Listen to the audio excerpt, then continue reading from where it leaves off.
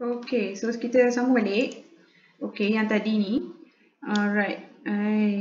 Okay, so bila kita dah tahu kat sini, bermakna jika 4 mol diperlukan untuk hasilkan 2 mol lithium oksida ni, bermakna daripada gram yang kita dapat tadi tu, kita dapat 0.5 kan. So bermakna secara standardnya bilangan mol untuk lithium oksida ni adalah 0.25 mol bila kita gunakan 0.5 mol lithium kita bakar tu. Okay, macam mana saya dapat 0.5 tu? Sebab 3.5 bahagi dengan 7 gram lithium.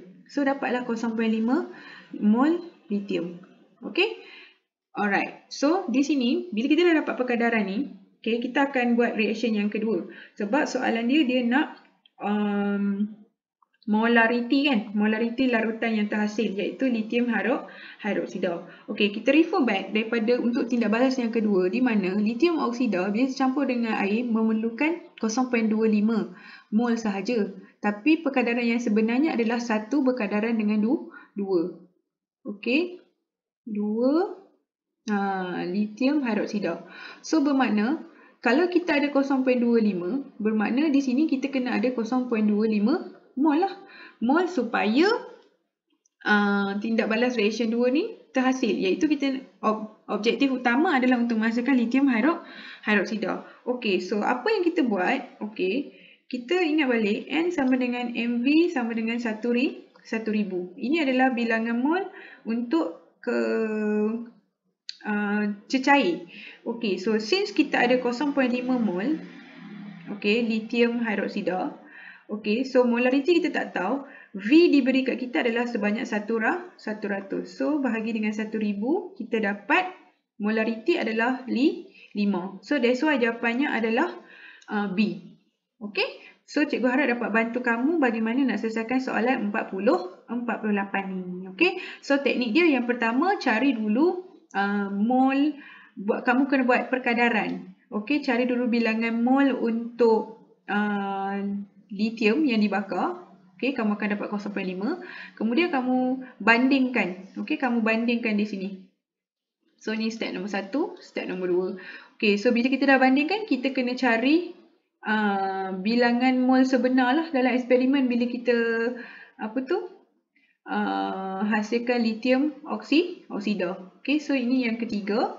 So step yang keempat kita kena cari bilangan mol untuk lithium hydroxida yang terhasil. Kita gunakan perkadaran untuk tindak balas yang kedua. So ini step yang kelima. Okey, di mana akhirnya kita akan dapat molarity-nya adalah sebanyak 5. Okey? Alright. Okey, seterusnya untuk soalan 49. Okey, natrium silikat ialah garam tak organik yang digunakan. Okey, natrium silikat digunakan meluas dalam produk kosmetik dan penjagaan kulit. Persamaan kimia berikut menunjukkan tindak balas pembentukan natrium silikat. Okey, perubahan nombor pengoksidaan silikon. Okey, ini kosong. Carilah. Di sini ada silikon kan.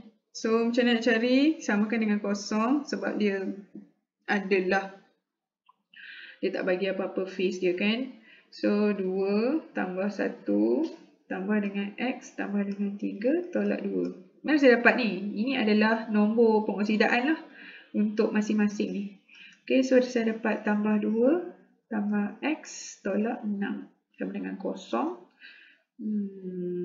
X sama dengan tambah 4. So kosong kepada 4. 49 jawapan dia bola. Okay, sebab apa dah tahu kosong? Sebab dia tak bagi tahu dia sama dia aqueous ke ionik ke apa kan. So kita andaikan dia sebagai kosong lah. Ini pun bila kita nak cari, kita andaikan sebagai kosong. Okay, soalan yang terakhir. Berikut menunjukkan persamaan termokimia untuk tindak balas pembakaran propanol. Okay, 1.6 gram propanol dibakar dalam oksigen berlebihan. Okay, 1.68. Okay, apakah suhu maksimum 500 cm padu air jika suhu awalnya ialah 30 darjah Celsius. Okey, so ini soalan termokimia. Okey, Q bagi dengan N sama dengan delta H. Q sama dengan MC theta. Okay, dia dah bagi suhu awal. Okay, baik. Okay, so di sini memandangkan dia adalah haba pembakaran. So N dia sama dengan jisim bahagi dengan jisim molar. So kita kena cari dulu jisim molar untuk C3H8 tadi. Dah bagi. Okay, tak payah cari. Thank you. Alright, so 1.68 bahagi dengan 60 gram per mol. So kamu akan dapat 1.68 bahagi dengan 60, kamu dapat 0.028 mol. Mol lain pula. So itu adalah N kita. Okay, so N dah lengkap. Okay, so sekarang ni dia suruh kita kita boleh fill in the blank. Okay, iaitu maklumat data H pun ada. Okay, kita boleh sama dengan Q per N sama dengan, okay, kamu darab dengan 1000 lah. Kamu jangan buat apa tu, kamu jangan buat ni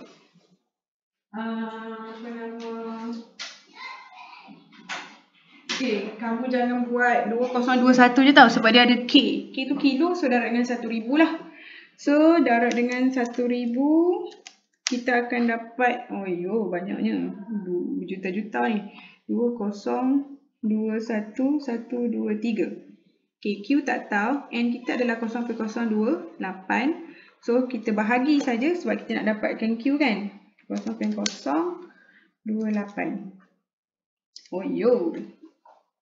Okay, kamu akan dapat Q nya adalah sebanyak 72,178,57 1.43. Okay, so itu adalah bilangan Q. Okay, so ini step nombor 1. Step yang kedua. Okay, step yang ketiga. Baru kita akan gunakan yang ni. Q sama dengan MC theta. So, bagilah dengan 1000. Banyak sangat. Okay. Q. Okay, ini step yang ketiga Okay, sebab kita nak cari suhu maksimum kan.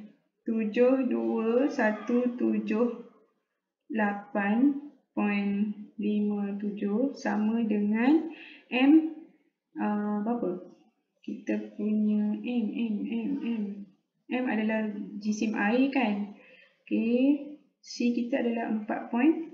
So kita darab dengan theta. So theta tu tak apa, kita biarkan. So bahagi dengan 500 darab dengan 4.2. Okay, so theta kita akan dapat 34.37 darjah Celsius. Okay. Dia kata apakah suhu tertinggi? Jika suhu awal ialah 30 darjah Celsius. Okay, so kita buat apa ni?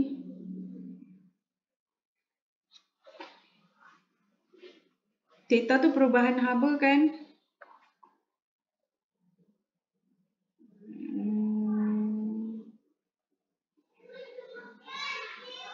Theta sama dengan theta 2 tolak dengan theta 1. Tambahlah kan? Kan tolak. So, theta sama dengan theta 2 tak tahu 30. Yang ni 34. So, jawapan yang paling tinggi kat sini adalah D lah. Okay. Alright. So, takat itu sahaja. So, kamu selesaikanlah yang theta tu. So, nanti kamu akan dapatlah jawapan dia adalah 57 darjah Celsius. Okay. Alright. So, kalau ada apa-apa boleh PM saya. Thank you.